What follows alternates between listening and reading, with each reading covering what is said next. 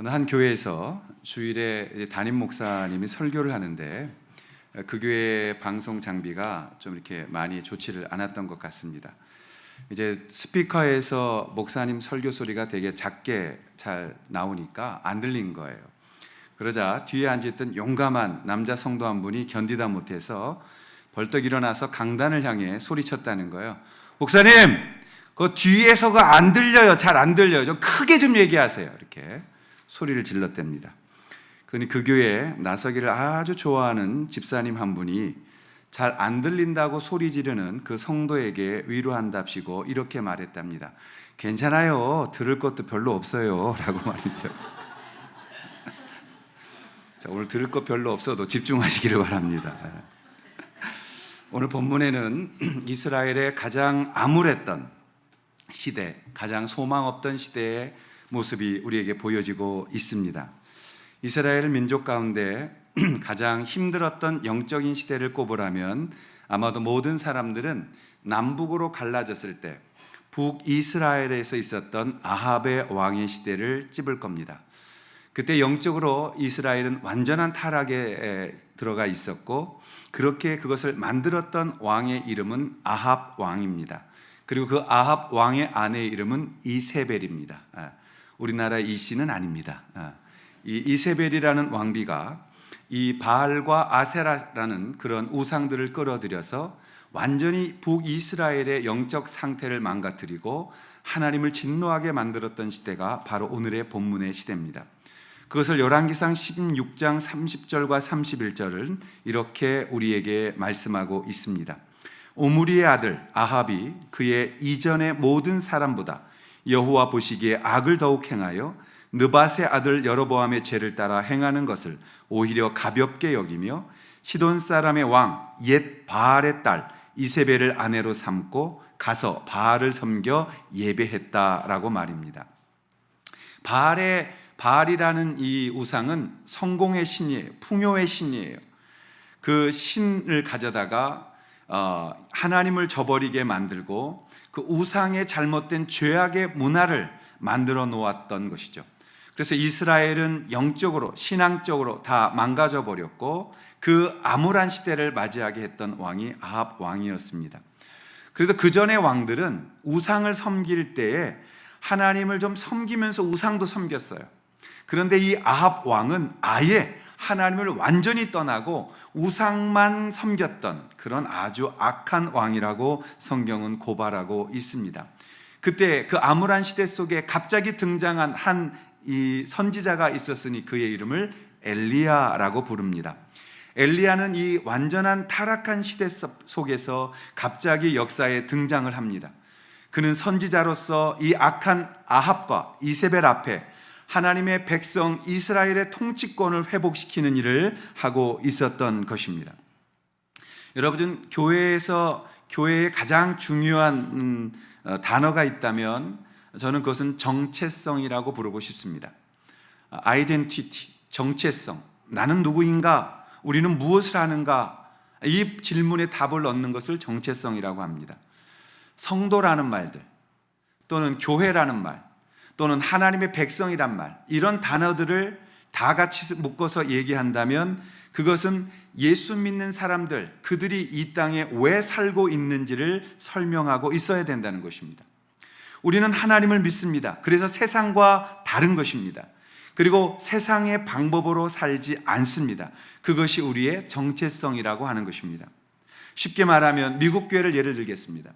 미국 교회가 참 아름답게 부흥의 시간을 거쳐 탄생합니다. 18세기에 조나단 에드워드를 비롯한 모든 영적 각성이 17세기, 18세기를 거쳐 그 북미 대륙을 덮칩니다. 그리고 그곳에서 아름다운 교회들이 만들어져 갑니다. 그러자 미국은 최강의 나라가 되고 잘 살기 시작하니까 미국의 소비주의 문화가 등장합니다.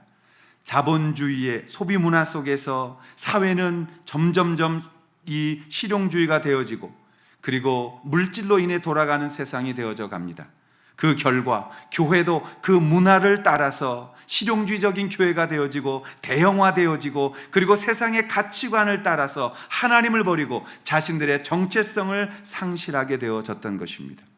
그래서 맨날 교회에서는 성공만 외치는 것이에요. 교회에서는 부귀 영화만 외치게 되어지고 세상의 복이 마치 우리의 삶의 목적인 것처럼, 목표인 것처럼 그렇게 살아오게 되어진 것입니다. 그래서 미국 교회는 타락한 것이에요. 그 타락의 길을 그대로 답습해온 교회가 바로 한국 교회입니다. 저도 그런 문화 속에서 자라났습니다. 이것은 미국만이 아니라 온 인류의 문화와도 직결적인 연결성을 갖고 있습니다. 미국 이전에 유럽의 교회가 아름답게 서가고 있을 때, 유럽이 잘 살게 되어지고 그 유럽의 교회들은 그 문화 속에 흡수되어져서 결국 정체성을 상실하고 타락길로 접어들었습니다. 아니, 그 유럽 이전에 로마의 그 종교들이 그랬어요.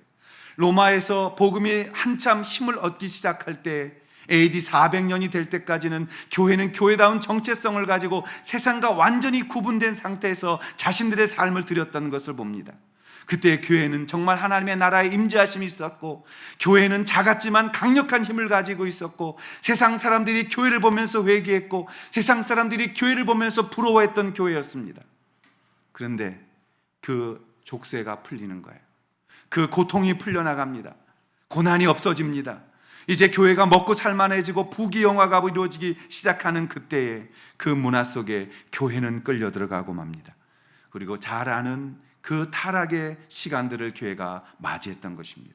아니, 그 이전으로 건너가면 구약 속에서도 바로 오늘 이 엘리야가 아합과 싸우고 있는 이 시대 속에서 타락한 문화가 하나님의 백성들을 어떻게 망가뜨리며 어떻게 정체성을 상실시키고 있었는지 우리는 이 본문을 통해서 보게 되어지는 것입니다. 하나님의 백성들이 하나님을 버리고 세상의 정체성으로 변질되어 갈 때마다 구약의 시대에, 즉 예수님 오시기 전의 시대에 하나님이 보내서 활동했던 사람들을 우리는 선지자라고 합니다. 근데 성경에 보면 선지자와 예언자는 같은 말이에요. 근데 왜 다르게 해석을 했을까는 좀 의문이 듭니다만 번역을 하는 걸 보면 같은 뜻입니다. 영어로는 이 선지자와 예언자 둘을 통해서 부를 때 prophet이라고 부른다고요. 동일한 뜻입니다. 선지자와 예언자들은 그 뜻을 우리가 잘못 적용하게 되어지면 한국식으로 무당이나 또는 점장이들처럼 들릴 수가 있기 때문에 우리가 조심해야 됩니다만, 이 선지자와 예언자의 본질적인 일은 어떤 것이었냐면 하나님의 말씀을 듣고 그 말씀을 세상에 전달하는 자들이라는 뜻입니다. 선자, 거기 안에 지, 먼저 앞서서 하나님의 지혜의 말씀, 하나님의 말씀을 알고 그것을 전달하는 자, 선지자, 그것을 말하는 자, 예언자라는 뜻을 가지고 있었던 것입니다. 선지자와 예언자는 한 나라와 사회를 지배하는 그 타락한 문화에 적응되어져 가는, 그 문화에 흡수되어져 가는, 그 문화에 동화되어져 가는 하나님의 사람들을 거룩함으로 다시 돌이켜 놓는 그런 일을 경각시키는 일을 했던 사람들을 선지자, 예언자라고 부르는 것이에요. 예언자는 하나님 외에 사람들을 지배하고 그 문화를 만드는 죄의 문화에 맞서서 하나님의 사람들이 자신의 정체성을 잃어버리지 않고, 아니 또다시 찾아내도록 그들의 인식을 끌어내고 그것을 키워가도록 만드는 하나님의 사람이었음을 보게 되어집니다. 그리하여 인간이 인간을 지배하는 죄의 구조 속에서 하나님의 자유롭게 하심을 인정하게 하고 잘못된 타락의 길을 주님께로 인도해가는 자들, 그들이 바로 하나님이 보내셔서 말씀을 전하게 하셨던 예언자며 선지자였다는 것을 볼 수가 있는 것입니다. 오늘 본문에 갑자기 등장한 엘리야가 그런 사람이었습니다.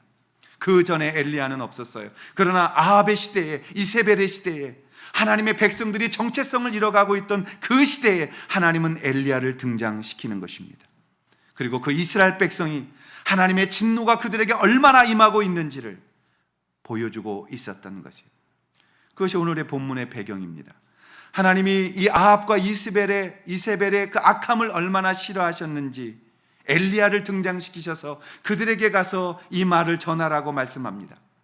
그런데 재밌는 것은 이 엘리야는 야고보가 말한 것처럼 성정이 우리와 똑같았던 사람이에요. 대놓고 싫은 소리 잘 못했고 연약했던 사람인 것 같아요. 왜냐하면 쭉 엘리야의 생애를 뒤따라가 보면 이분은 대부분이 연약한 분이었습니다. 그래서 전해놓고는 도망을 쳐요. 그리고 도망을 치고는 멀리 가서 나를 이제 됐사오니 이세벨을 두려워해서 죽여달라는 소리를 하고, 아주 연약한 걸 봅니다. 즉 엘리야는 하나님의 말씀을 들고 섰던 사람이지 본인이 강했던 사람은 아니었다라는 것입니다.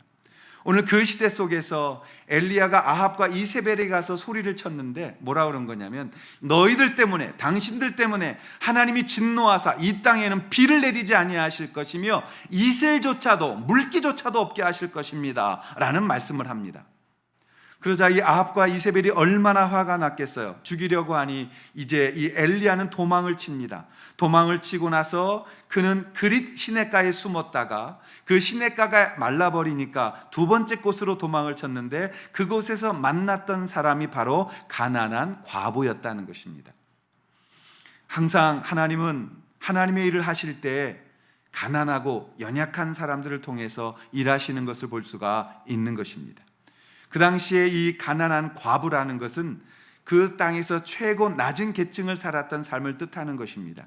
그들에게 엘리야를 보내셔서 그들이 엘리야를 돕도록 만드셨던 것을 볼 수가 있습니다. 얼마나 가난했냐면 이제 가루 한 줌, 그리고 기름 조금 있는 것, 그리고 나뭇가지도 2개를 주워다가 떼서 이것으로 반죽해 먹고 아들과 함께 죽으려고 하고 있는 이 여인에게 엘리야는 보냄받음을 받았던 것입니다. 아니 어쩌면 고대 근동의 사람들이 삶에 그랬듯이 모두가 다 하나님의 가뭄 속에 있었던 것을 보여주고 있는지도 모릅니다. 오늘날도 우리는 이런 인생, 이런 속에서 너무나도 많이 어려움 당하는 사람들을 보고 있습니다. 인생 앞에 갑자기 찾아온 고난을 이겨내고 하나님의 이 숨은 축복의 뜻을 찾아낼 수 있을 때 오늘 우리는 엘리야와 같이 승리할 수 있는 삶을 살아갈 수 있다는 것입니다. 오늘 우리가 이 본문을 통해서 하나님이 우리에게 주시는 참 진정한 헌신의 복은 무엇인지를 오늘 나누려고 합니다. 하나님이 엘리야를 통해 보여주시는 참 헌신의 축복, 그것은 무엇일까요? 첫 번째로 그것은 하나님의 긍휼이 세상을 향하고 계시다라는 것입니다. 하나님의 긍휼이 세상을 향해 계심을 보여주고 있다라는 것입니다. 여러분, 이 8절의 말씀을 가만히 한번 보시면 여호와의 말씀이 엘리야에게 임하여 이르시되라고 되어져 있습니다. 너는 일어나 시돈에 속한 사르밧으로 가서 거기 머물라. 내가 그곳 과부에게 명령하여 내게 음식을 주게 하였느니라. 여러분, 여호와의 말씀이 엘리야에게 임하여 이르셨다는 것이에요. 언제나 기독교는 하나님의 말씀이 출발되어 우리에게 오실 때에 그 계시의 말씀을 우리가 받아 그 말씀을 전하는 것, 그 말씀을 적용하는 것이지 우리가 이 말씀을 들고 들어가 깨닫게 되어 찾는 것이 아니라는 것을 이해하셔야 합니다. 그래서 우리는 성경을 읽습니다. 그리고 놀라운 하나님의 계획하심을 만나게 되어지는 것입니다. 여러분, 세상은 하나님의 긍휼이 지금도 세상을 향하고 있는 것이에요. 사실 저도 80년대 학번입니다. 80년대 신학교를 갔습니다. 그리고 학교에 갔더니 학교가 온통 선배들이 이 정부를 향해서 데모를 하고 있는 상황이었어요. 강의가 잘 이루어지지 않았고 여기저기에 이 벽에 대자보들이 붙어 있고 그것들을 읽어보면서 저도 그 당시 제 마음속에 이건 잘못된 것이야, 바로 잡아야 되라는 마음이 끌어오르기 시작했어요. 그래서 선배들이 데모를 나아갈 때 같이, 저희 신학생들은 전부 다 마스크를 쓰고 화염병 같은 건 안 던집니다. 그러나 가두시를 합니다. 그런데 저희를 신학생들이 데모를 하면 사실은 제일 무서워했어요, 전경들이. 왜냐하면 우리는 죽으면 순교라고 생각하기 때문입니다. 그리고 걸어가다가 최루탄도 뒤집어 쓰게 되어지고 이거는 잘못됐다라고 대항하기도 하는 이런 삶을 잠시 살은 적이 있었습니다. 그다음 언제 이것을 제가 버리게 됐냐면 저희 학교가 그 유성으로 가기 전에 하기동이라는 곳에 있었는데요. 그 바로 길을 건너면 모건대가 있었습니다. 근데 그 당시 어떤 일이 벌어졌냐면 모건대학교 신학과 학생들이 잘못된 것들에 분노해서 잘못된 행동을 하게 됩니다. 학교의 교수님들을 다 묶어놓고 그리고 그 선생님들의 머리를 다 깎아버린 것이에요. 그것에 지나지 아니하고 그 학교 안에 있던 교회 건물에 불을 질러 버립니다. 제가 그걸 보면서 다시 고민에 빠진 겁니다. 하나님, 정말 우리가 체게바라 형태의 이러한 민주화 운동이 이루어질 수 있는 걸까요? 하나님, 정말 저희가 체게바라처럼 아니면 장기려 박사의 말처럼 우리가 어떤 곳으로 하나님 앞에 나아가야 할까요? 그런 고민을 진지하게 했습니다. 그때 다시 모든 것들을 내려놓고 성경 앞에 돌아와 무릎을 꿇고 성경 속에서 답을 찾으려고 몸부림쳤던 시간이 있었습니다. 그때 주님께서 주셨던 가장 강력한 메시지는 뭐냐면, 내가 이 세상을 포기하지 않았고 내가 이 세상을 지금도 바라보고 있으며 역사의 주관자인 내가 지금도 여기서 일하고 있다는 말씀이셨어요.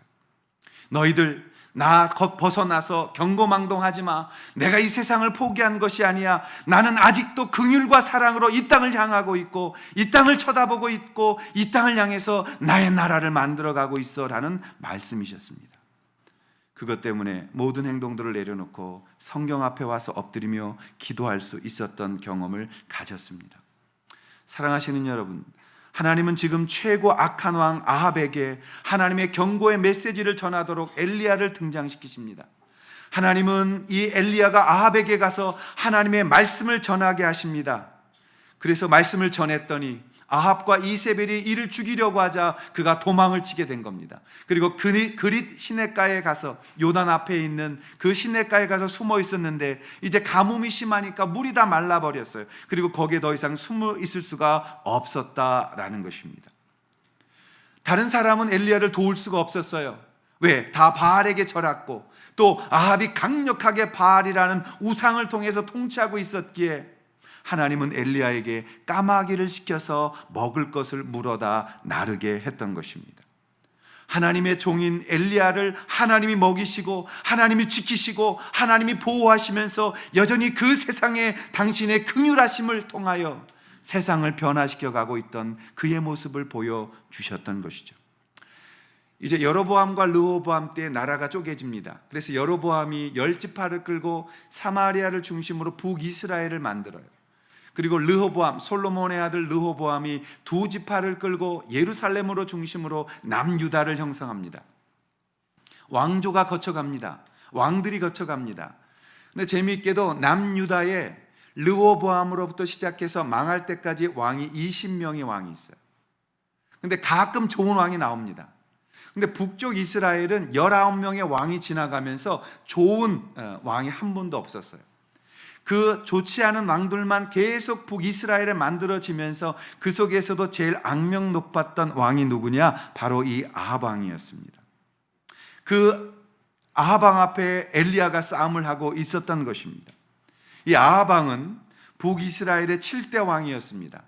5대 왕의 이름은 시물이에요. 그리고 바로 이 아합 왕의 아버지는 누구냐면 6대 왕이었던 오므리. 그러면 7대 왕의 이름은 뭐가 되겠어요? 수구리. 예.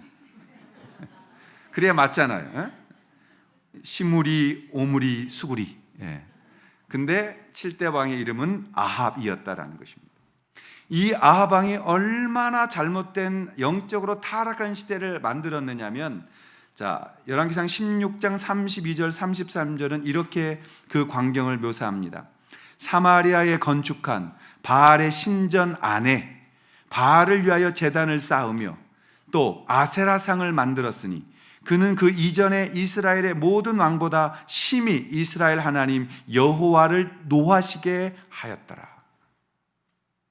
아합과 이세벨이 한 것은 하나님을 섬겨야 할 그 자리에 바알의 신당을 짓고 바알을 위하여 제단을 쌓고 아세라상을 만들었다는 거예요. 바알과 아세라는 커플신입니다. 그들은 다산과 풍요와 성공을 가져다 주는 신들이었어요. 그것에 대하여 엘리야가 대항하면서 그는 숨을 수밖에 없었는데 그 시냇가가 말라버리니까 두 번째로 피신한 곳이 바로 시돈 사르밧이었다는 것입니다. 근데 시돈이라는 곳은 고대의 페니키아 문명이 왕성했던 곳이에요. 상업도시로 굉장히 발전해서 두로와 시돈 할 때 그 시돈을 가리키는 장소입니다. 지중해 연안의 가장 큰 항구 도시였어요. 그리고 재미있게도 시돈은 바알을 이스라엘로 끌어들인 이세벨의 고향이었습니다. 이 아합과 이세벨이 엘리야를 잡아 죽이려고 온 이스라엘 땅을 뒤지고 있을 때 하나님은 이 엘리야를 어디로 피신시키셨냐면 그 이세벨의 고향이었던 바알이 있었던 시돈 땅으로 보내셨다는 것을 볼 수가 있는 거죠. 하나님은 엘리야를 그 시돈의 사르밧에 있는 한 가장 연약했던 과부의 손에 그를 맡깁니다. 처음에 엘리야를 아합의 손에서 도운 것은 사람이 아닌 까마귀였습니다. 그 까마귀는 부정한 짐승이었기 때문에 이 광경을 보면서 이스라엘 사람들은 지금도 부끄러워한다고 했어요. 그 말의 의미는 하나님은 초자연적인 방법으로 당신의 백성들을 먹이시며 당신의 백성들을 입히시고 보호하신다는 사실을 우리 가운데 보여주고 있으셨던 것입니다. 저는 몇 주 전부터 이 말씀을 묵상하면서 예언자들은 하나님 앞에 이렇게 쓰임받는 것이다. 외로움과 싸워내야 하고 그리고 광야길을 걸어야 하는 것이다. 그들에게 있어서는 최소한의 것들만 필요한 것이며 이 시대에 필요한 말씀들을 전하는 자로 부름받았다라는 것입니다. 이 말의 의미는 하나님은 자연적인 하나님의 방법으로 엘리야를 보호하셨다라는 것입니다. 사랑하시는 여러분, 하나님은 이 과부에게 위대한 선지자를 부탁하십니다. 이 얼마나 대단한 은혜입니까? 가장 작은 자에게 위임되어지는 이 위대한 사명을 오늘 우리가 살펴야 된다라는 것입니다. 수많은 부자들과 종교자들과 권력자들이 아닌 지극히 작은 한 과부에게 주어진 이 사명, 그 사명의 이름을 단순하게 한 구절로 말하라면 엘리야 선지자를 사수하라, 엘리자를 보호하라, 엘리야를 보호하라. 누가? 그 당시에 최고의 약자였던 사르밧 과부에게 떨어진 명령이었습니다. 이것이 은혜의 비밀입니다. 하나님의 일하심을 보여주는 것입니다. 인간이 한 것이 아니라 하나님이 하고 있다는 것을 보여주시는 가장 중요한 징표가 무엇이냐? 가장 약한 자를 들어 가장 강한 자들을 부끄럽게 하시고 가장 힘없어 보이는 자들을 통해서 하나님은 세상을 바꿔 가셨다라는 것입니다. 가장 작은 자에게 하나님의 역사의 사람을 보호하게 하시는 것입니다. 사람의 힘으로 되지 않는 것을 하나님이 보여주시는 사건을 볼 수가 있는 거예요. 오늘날의 세상, 오늘날의 교회, 한국교회는 어떻게 되어져야 할까요? 사랑하시는 여러분, 세상의 가장 작은 교회에게 이 예언자를 맡기시는 모습, 이미 세상의 물질의 신에 붙잡힌 교회들, 권력의 욕심과 취해버린 대형 교회들의 모습들, 높고 높아지는 자고의 병에 취해 있는 대형 교회 담임 목사들의 모습들, 그런 모습 속에서는 어떠한 예언자의 소리가 나올 수 없다는 것이에요. 이미 기름기가 백기에 가장 껴있는 배부른 자들을 통해서는 하나님의 예언이 갈 수가 없다는 것이에요.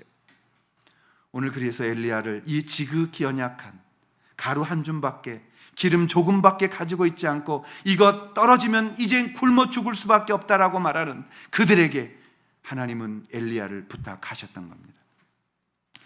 오늘 9절에 보면 하나님은 이미 여인에게 음식을 주라고 명령해 놓으셨어요. 이미 다 준비해 놓으셨다는 거예요. 그리고 그걸 먹고 저 타락한 인본주의의 문화와 사상에 가서 대항하여 싸우라고 말씀하고 있는 겁니다. 하나님은 지금도 이 세상을 정확히 바라보고 계시고 당신의 자녀들의 신음소리를 알고 계시고 그들의 고통소리를 들으시며 하나님의 자녀를 힘들게 하는 이 적대적인 우상의 문화를 깨고 계신 것을 볼 수가 있는 것이에요. 어떻게 해요? 긍휼하심을 통해서 힘이 아닌, 주먹이 아닌, 칼이 아닌 예수 그리스도의 복음으로 이 세상을 변화시켜 가고 계시는 우리 주님을 우리는 만날 수 있어야 합니다. 역사의 주관자는 하나님이시라는 사실, 역사를 지켜보고 계시며 이 역사를 만들어가고 계시는 분은 우리의 아버지 하나님이 되신다는 사실, 그 분이 오늘도 우리 가운데 은혜를 부어주셔서 우리의 삶이 어렵더라도 우리의 상황에 어떤 유혹이 올지라도 우리가 가야 할 길을 걷게 하시는 그분의 음성 앞에 반응하며 순종하게 하고 있다는 이 사실이 오늘 우리가 주님 앞에 받는 참 헌신의 축복이라는 사실을 우리는 알게 되어지는 것입니다. 세상의 주관자도 돈도 아니고 명예도 아니고 인간의 권력도 아니고 하나님이심을 인정하는 것, 이 죄악의 세상에서도 하나님은 여전히 우리 편이 되어주시고 우리의 하나님 되어주시고 내 아버지가 되어주셔서 우리에게 말씀하신, 우리에게 임재하신, 우리에게 임하신 그 말씀을 전하도록 우리를 사용하고 있다는 사실, 그것이 우리의 힘이요 우리의 오늘의 위로가 되어지는 것입니다.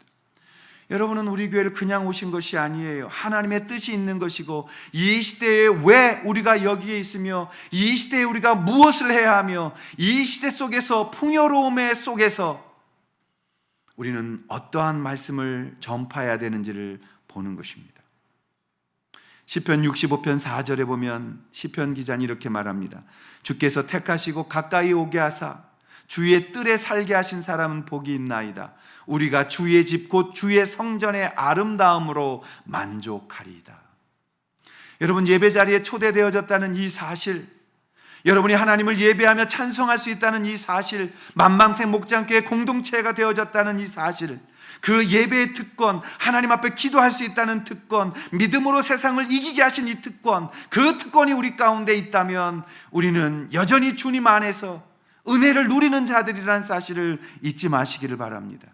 우리가 선포하고 외치며 교회를 향해 그리고 세상을 향해 나아가는 그 사명을 풀었다는 이 사실을 붙들고 오늘 참 성공의 축복, 그리고 참 주님이 우리 가운데 온전하게 하시는 이 헌신의 축복이 사랑하시는 모든 성도들에게 동일하게 임하여 주시기를 주님의 이름으로 축원합니다. 그렇다면 두 번째로 사르밧 과부를 통해 우리에게 보여주시는 하나님의 축복의 비밀은 무엇일까요? 그건 두 번째, 하나님의 긍휼이 순종하는 자들에게 임하고 계심을 보여주시는 것입니다. 하나님의 긍휼은 순종하는 자들에게 임하신다. 자, 15절과 16절 말씀인데요, 우리가 한번 같이 읽겠습니다. 그가 가서, 시작. 그가 가서 엘리야의 말대로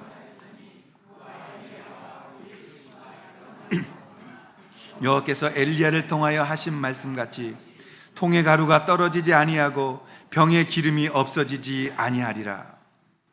엘리야는 이 시돈의 사르밧에 가서 그곳에서 이 과부를 만납니다. 그런데 온통 바알을 숭배하는 자들이니까 이 사람이 바알을 섬기는지 하나님께서 예비하신 사람인지 알 수가 없었어요. 그래서 10절에 보면 그가 일어나 사르밧으로 가서 정문에 이를 때 한 과부가 그곳에서 나뭇가지를 줍는지야. 이에 불러 이르되 청하건대 그릇에 물을 조금 가져다가 내가 마시게 하라. 이렇게 말을 해요. 여러분, 이 말은 뭐냐면 일종의 사인의 암호. 암호. 이 암호라는 거 군대 갔다 오신 분들 잘 아시잖아요. 이거 몰라가지고 근무 나갈 때 이제 맞고 이러잖아요. 그러니까 엘리야가 뭐라고 한 거냐면은 그릇에 물을 좀 가져다가 내가 마시게 하라. 그럼 하나님이 보낸 사람이면 어떻게 대답을 해야 되느냐? 11절처럼 그가 가지러 갈 때에 그 순종하는 거예요. 그때 두 번째 엘리야가 불러 다시 이렇게 말합니다. 청하간대 내 손에 떡 한 조각을 내게로 가져오라. 그러자 그때 그 과부, 그녀의 대답은 12절입니다. 그가 이르되 당신의 하나님 여호와께서 살아계심을 두고 맹세하노니 나는 떡이 없고 다만 통에 가루 한 움큼과 병에 기름 조금뿐이라. 내가 나뭇가지 둘을 주워다가 나와 내 아들을 위하여 음식을 만들어 먹고 그 후에는 죽을 것입니다. 그때 엘리야의 말이 13절, 이렇게 어떻게 말할 수 있을까? 하나님의 말씀이니까 가능했겠죠. 엘리야가 그에게 이르되 두려워하지 말고 가서 내 말대로 하려니와, 가서 떡을 만들어서 기름 그 조금 있는 거 해가지고 음식을 만들어라. 근데 무슨 말을 그 다음에 해요? 먼저 그것으로 나를 위하여 작은 떡 한 개를 만들어 내게로 가져오고 그 후에 너와 내 아들을 위하여 만들라. 이건 솔직히 말이 안 되는 거죠. 요만큼 가지고 있는데 그걸 만들어서 혼자 먹고 그 다음에 또 나중에 남으면 먹어, 이런 뜻이잖아요. 이게 얼마나 섭섭한 얘기예요. 그때 14절, 이스라엘의 하나님 여호와의 말씀이 나 여호와가 비를 지면에 내리는 날까지 그 통에 가루가 떨어지지 아니하고 그 병의 기름이 없어지지 아니하리라 하셨느니라. 그러자 15절 16절 그가 가서 엘리야의 말대로 하였다랍니다. 순종했다는 거지. 그랬더니 그와 엘리야와 그의 식구가 여러 날 먹었으나 여호와께서 엘리야를 통하여 하신 말씀같이 통에 가루가 떨어지지 아니하고 병의 기름이 없어지지 아니했다는 것입니다. 사랑하신 여러분, 우리 하나님 우리에게 순종을 요구하시는 거예요. 어떤 상황 속에서 이런 거 요구하면 여러분 어떻게 반응하시겠어요? 선지자가 왔습니다. 가서 물 좀 갖다 달라. 네. 아니 가서 나에게 떡 한 조각 좀 달라. 얼마나 답답해. 여인이 말합니다. 아니 내가 사신 하나님의 이름으로 맹세하는데요, 우리 집에 그 밀가루 요만큼 있고요, 기름 요만큼밖에 없어요. 이거 만들어가지고 내 아들하고 먹고 이제 죽으려고 하는 거예요. 그러면 선지자가 뭐라고 해야 돼? 그럼 너네들이라도 좀 먹어, 이렇게 얘기해야죠. 근데 엘리야가 뭐라 그래? 나한테 먼저 갖고 오고 남으면 너 먹어. 자, 입장 바꿔놓자고 이제. 여러분들 지금 이 엘리야 비웃는데, 담임 목사인 제가 여러분이 집에 갔어요. 집사님 10,000원만 줘. 10,000원밖에 없다니까요. 그 10,000원 갖고 와봐. 그럼 어떻게 할래요? 야, 여기 태반이 뭘 던졌을걸? 예, 이러면서 던졌을걸. 근데 그때 하나님이 중지에 나셨었어요. 어떻게? 14절에 이스라엘 하나님 여호와의 말씀이 나 여호와가 비를 지면에 내린 날까지 네가 순종한다면 너의 통에 가루가 떨어지지 않고 기름도 마르지 않을 거야. 내가 너를 책임질게 라고 말하는 거예요. 저는 이 말씀이 우리 가운데 좀 진지하게 고민되어져 오기를 바랍니다. 그 사르밧 과부가 그렇게 순종했더니 두 가지를 그 가정에서 경험하게 됩니다. 첫 번째는 무엇이냐면 사르밧 과부의 헌신의 결과로 그 가정의 음식이 풍성하게 마르지 않습니다. 성경은 하나님이 우리의 마음을 받으실 때 그 증거는 밀가루와 기름이 마르지 않는 것이라고 말하는 것이에요. 여러분, 하나님은 언제나 우리에게 요구하세요. 근데 그 요구가 없어서가 아니라 더 큰 것을 주시기 위해서예요. 근데 이런 말씀 전하기가 왜 힘드냐면 전부 다 이렇게 말해가지고 건축 헌금 받고 건물 졌기 때문에. 또 이런 얘기하면 진짜 너무하네, 마른 행주 짜내냐, 이렇게 얘기를 하시더라고요. 그런 뜻이 아니고 하나님 앞에 우리의 진심을 드릴 때, 하나님 앞에 그분을 의지하는 마음으로 무엇인가를 행할 때 하나님은 그 일 가운데서 그 일을 보시고 그 일을 갚으시고 그 일 속에 개입하셔서 우리의 개인의 인생도 주관하시는 하나님이심을 보여준다는 사실을 말씀하는 겁니다. 저는 여러분들이 이걸 좀 기억하시면 좋겠다 싶습니다. 여러 나라에 가면요, 미얀마에 갔을 때 너무 놀랐어요. 너무 열악한 거예요. 제가 2011년부터 미얀마를 도왔습니다. 참 힘들었어요. 제가 비행기 타면 허리도 아프고요, 너무 더워가지고 지치고요, 그리고 뭐 좋은 곳을 다니는 것도 아니거든요. 가면 선교지 강의 하루 종일 하고 고아원 가서 애들 섬기고 그러다가 오면 몸도 힘들었지만 늘 주님의 새로운 힘이 있었어요. 근데 갈 때마다 이분들이 놀라운 얘기를 합니다. 여러분, 미얀마가 1960년대에 사무총장, 세계 사무총장을 낸 나라예요.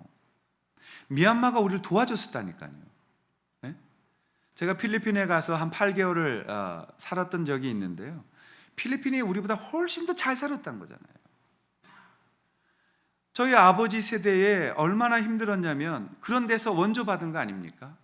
터키 갔더니 한 분이 묻더라고요. 한국이 왜 이렇게 잘 살게 되어졌냐고. 왜냐하면 6.25 때 터키군이 우리나라를 도우러 옵니다. 그리고 중공군의 개입이 일어나서 막 한참 밀려 우리 연합군들이 다 몰살당했을 때 터키 군들이 가서 그걸 막아줘서 절반의 병사가 다 죽으면서도 3일을 버텨주는 바람에 철수하고 다시 힘을 얻어서 올라갈 수 있었다고 하거든요. 그분들이 묻는 게 뭐냐면 한국이 어떻게 이렇게 잘 살게 됐냐는 거예요. 그걸 왜 목사에게 묻죠? 모르겠다고. 그러나 저는 제 소신껏 두 가지를 말씀드려요. 첫째는요, 저희 부모님들이 정말 허리띠 졸라매고 일하셨습니다. 그냥 점심은 물로 때우시면서 허리 졸라매고 잘 살게 해야 된다, 우리 자녀들에게는 가난하게 하면 안 된다, 그 일념을 가지고 애쓰셨습니다. 근데 그것만은 답이 아니에요. 왜냐하면 그렇게 다른 나라도 잘 사는데, 열심히 하는데 잘 살지 못하거든요. 그래서 꼭 하는 말이 하나 있어요. 하나님께서 특별하게 쓰시기 위해서 하나님의 도우심이 있으셨습니다. 그게 뭐냐고 자꾸 가르쳐 달라는 거예요. 그래서 한 가지 말씀드립니다. 그게 뭐냐면 저희 나라 엄청 못 살아서 먹을 끼가 없을 때에도 우리 할머님들, 어머님들은 성미라는 걸 띄웠습니다. 저 어렸을 때도 늘 할머니 요만한 쌀주머니 가지고 교회 다니셨어요. 그리고 밥할 때 한 줌 없으면 좀 있을 땐 이렇게 두 손으로 띄어서 하나님 앞에 먼저 드리고 밥을 지었습니다. 배고픈 그 시절, 쌀 한 톨이 떨어져도 주워져서 먹어야 했던 그 시절에 우리 어머님, 아버님들은 이 신앙 고백을 통해서 하나님이 제일 먼저라고, 하나님 앞에 나아가야 한다라는 믿음을 붙드셨습니다. 그 드려진 성미가 목회자들을 먹여 살렸고, 그 성미가 고아원으로 갔고, 그 성미가 가난한 자들에게 흘러갔던 것입니다. 하나님이 그 복을 지금 자손들에게 주십니다라고 고백합니다. 저는 이 말씀 그대로 이루어질 것을 믿고 그렇게 체험하고 살고 있습니다. 많은 분들이 제게 물어요. 목사님 어떻게 사시냐고. 왜요? 제 외모는 전혀 어렵지 않게 생겼기 때문이죠. 매일 물으세요. 걱정하세요. 근데 하나님 은혜입니다. 하루하루 하나님께서 막으실 건 막고 여실 건 여시고 하나님의 은혜로 살아갑니다. 여러분, 그 고백을 드릴 수 있는 이유, 사르밧 과부의 순종함의 결과였다. 또 하나, 사르밧 과부가 어떤 체험을 합니까? 죽은 아들이 살아나는 부활을 체험하는 것이요. 17절에 이하를 보면 그 아들이 병들어 죽습니다. 그 과부의 아들이 엘리야를 원망합니다. 그때 바알을 섬기지 않았기 때문인 것처럼, 마치 하나님을 선택해서 이런 일이 우리 집에 벌어진 것처럼 엘리야를 원망합니다. 그때 엘리야가 하나님 앞에 생명을 달라고 기도하고 그 아들의 자신의 몸을 3번이나 연거푸 들이시면서 기도하고 그 아들을 살려내는 부활의 사건을 예수님 오시기 이전에 제일 먼저 목격한 사람이 이 사르밧 과부였다는 영광을 얻게 되어지는 것입니다. 얼마나 아름다운 영광이에요. 이 순종의 참 헌신의 축복은, 이 여인이 누렸던 축복은 하나님께서 역사 속에서 당신의 모든 사랑하는 자들을 부활시킨다는 부활의 축복을 누릴 수 있었다라는 것입니다. 오늘 우리가 이 부활의 축복을 먼저 볼 수만 있다면, 우리의 몸이 죽은 것으로 끝나는 것이 아니라 주님의 말씀처럼 다시 일어나 얼굴과 얼굴을 대면하는 것을 우리가 바라볼 수만 있다면 우리는 달라질 것입니다. 사랑하시는 여러분, 적당한 헌신은 적당한 삶을 살게 만드는 것이에요. 적당한 예배의 경험은 적당한 헌신을 만들 뿐인 것이에요. 하나님 앞에 억지로 드려지는 예배, 하나님 앞에 억지로 드려지는 삶, 그건 적당한 것을만 경험합니다. 그러나 하나님 앞에 온전하게 드려지는 삶, 하나님을 향하여 온전히 쏟아지는 인생은 하나님의 완전함을 경험하는 것입니다. 그래서 우리 교회는 다시 다짐을 해야 돼요. 제가 한 달 전부터 이 설교 스케줄을 짜면서 여러 가지 유혹이 있었어요. 어디서 원서 내라는 것도 있었고, 어디서 모셔가겠다고 한 데도 있었어요. 간접적으로 말하는 것입니다. 그때 제가 이 3가지의 저의 비전을 다시 정리한 것을 나누어 드립니다. 우리 만방샘 목장교회는 첫째, 이 예언자적인 사역의 길을 걸어갈 것이라는 거예요. 우리는 결코 세상의 부유함과 타협하지 않을 것이며, 하나님 앞에 주신 이 메시지를 전하는 일에 우리의 삶을 드릴 것이며, 하나님께서 허락하신 그 길만을 우리는 갈 것이다. 우리는 하나님이 우리를 특별하게 세우셨으므로, 특별한 교회 갱생의 사명을 주셨으므로 그것에 순종할 것이다. 두 번째, 우리는 우리에게 어떤 상황이 오던 우리가 있는 그곳에서 빛을 비추며 생명의 말씀에 순종할 것이라는 것입니다. 우리에게 어떤 유혹이 와도, 우리가 어떤 삶 속에 있을지라도 우리는 빛을 비추어야 하고, 그 빛이 우리를 먼저 비친 후에 우리의 삶을 통해서 생명의 말씀으로 순종하게 하는 것을 살아야 할 것이다. 세 번째, 우리 교회는 절망의 한국교회가 앞으로 다가온다 할지라도 이 절망을 뚫고 일어나 이 땅에 하나님의 나라가 임하고 계심을 보여주는 작은 교회를 개척시키고 그 교회들이 연합하여 하나님의 나라가 임하심을 보여주는 교회가 될 것이어야 한다는 것입니다. 지루한 싸움을 싸워왔습니다. 하나님 앞에 이제는 기도하기 시작하고 있어요. 하나님, 이제는 일어나 걷게 하십시오. 하나님, 이제는 우리가 그 자리를 들고 일어나 걸어가게 하여 주십시오. 이제는 외치는 것으로 끝나지 아니하고 실제로 우리가 줄 수 있는 빵을 주시고 실제로 줄 수 있는 하나님의 복음을 주시고 일꾼을 달라고 기도합니다. 오늘 사랑하시는 우리 만방샘 사랑하는 모든 식구 여러분들, 또 우리가 함께 드리는 여러분, 더 마음을 모아서 작은 우리들, 그리고 작은 우리 교회, 그러나 사르밧 과부처럼 은혜에 감사하고 순종하기 시작할 때 하나님은 작은 것을 하나님께 다 드려 힘을 다하는 우리에게 하나님의 놀라운 기적을 보여주실 것입니다. 그것이 바로 열왕기상 18장의 기적의 사건이에요. 하나님은 언젠가 바알에게 절하지 않았던 7천의 용사들을 일으켜 세우셔서 엘리야처럼 싸우게 하실 겁니다. 450대 1의 바알의 우상을 섬겼던 제사장들과 엘리야의 싸움, 그곳에 400명의 아세라를 섬겼던 제사장들이 다가와 850대 1의 싸움을 이기게 하시는 그 하나님, 그리고 역사는 뒤집어집니다. 그 시냇가에 그 850명을 데려다가 다 목을 치며 하나님의 나라가 그 땅에 다시 임하게 하는 역할을 바알을 이기는 엘리야는 감당했던 것이죠. 작지만 우리는 역사의 변곡점으로 남아야 하고, 그리고 역사는 변할 수 있다는 것을 믿고 한국교회를 향해 외쳐야 합니다. 그 문화 속에, 타락한 문화 속에 나와 하나님의 정체성을 붙들고 교회를 교회답게 하시는, 그리고 우리에게 하나님의 은혜가 흘러가는 역사의 주관자 되시는 하나님 앞에 나오는 그런 교회들이 다시 일어날 수 있기를, 그곳에 우리가 쓰임받을 수 있기를 주님의 이름으로 축원합니다.